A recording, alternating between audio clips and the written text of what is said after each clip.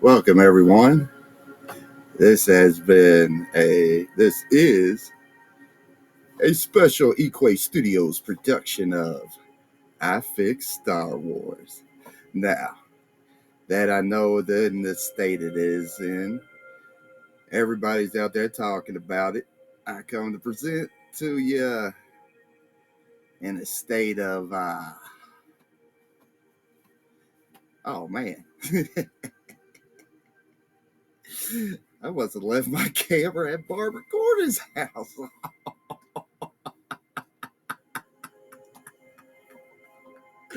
Oh man, I must have lost my mind over there, but don't worry, I got that film on me. Oh yeah, Bob's got that film. He takes care of that stuff for me from time to time. I wish he would have took care of Star Wars. Come on, ever since the payoff, buyout, whatever you want to call the stir up. Now I got the toy everybody wants. Now I got possession and control over it. Let me neglect everything that became for it, before it, and rewrite history. Yeah, rewrite history seems to be a famous trend today. Uh, Everybody likes their point of view to be tied in history. So, anyways, blah blah blah, Star Wars, and here's how we're going to fix it. Now, first off, I like the little sample from the man himself, George Lucas, in the book. All right, here we go. You should have heard some of the stories I've heard, Luke. Learned of some of the outrages I've learned about. The Empire may have been great and beautiful once, but the people in charge now? He shook his head sharply. It's rotten, Luke. Rotten.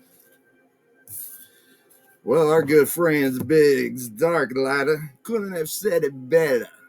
It's rotten. Just straight up rotten. All right, yeah. Rotten. Okay. We're going to save it by starting it out TV series.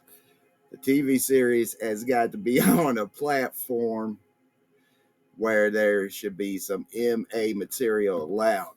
Of course, naturally, want to go with the HBO, maybe a Stars, and not too keen on AMC or FX. It's got to be a good one. Stars, they did Spartacus, love them for that, and HBO, it's HBO. So what we do is we start off back there at Dagobah. Luke gets back there. He's being drawn back. He's going back to the cave, right? So he gets over to the cave, and you have it over there where you can see in the distance some moving around, and maybe it's Yoda in the puppet, original Yoda puppet in the distance. Give a little, he's like and then he gets to the cave. Yoda talking to him a little bit, saying yes, you know, turning into Darth Vader, yeah, but in reality, on this journey is his understanding is he's got to go to the dark side. That was the ultimate reveal of his face behind Vader's mask. All right. So he goes over there and he realized solemnly he has to, because he's been feeling this disturbance in the Force. It just ain't set right. And the reason we starting off with this point of the Dark Empire series is because of it just ain't sit right was bringing Palpatine back. He ain't even in the clone form. He back like, whoops, these two blokes at the end, they couldn't finish me off. I just sitting back making clones of exact clones. I got all this. I got all this capabilities of producing a big, a good old clone for the dark side. But I'm gonna replicate my crony, crusty, wrinkly butt. All right, so now everybody knows the Emperor Palpatine, right? Everybody's got him fresh in their mind. All right, fresh in mind, and mind this: we're gonna take everything in Star Wars. We're gonna set it aside. We're gonna start like, aha, this is Star Wars, Dark Empire. Everybody knows Palpatine. Might as well go with the clone. So Luke goes back, realizes, he ain't complete the job because the Force is big and vast.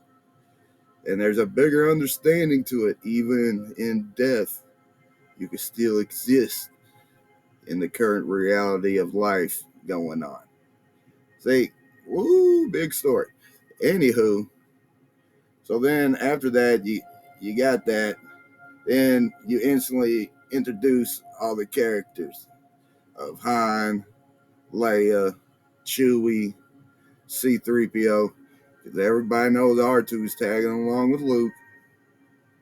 Then you got Winter taking care of the twins. Ushering them off. Yeah, we going on like a little vacation, ambassadorial mission thing. It's gonna be good for the family and stuff. Introduced like that. Winter getting the kids off over that. You got Han being Han and Chewie. And hey, yeah, I don't care. Make sure the kids got what they want to get.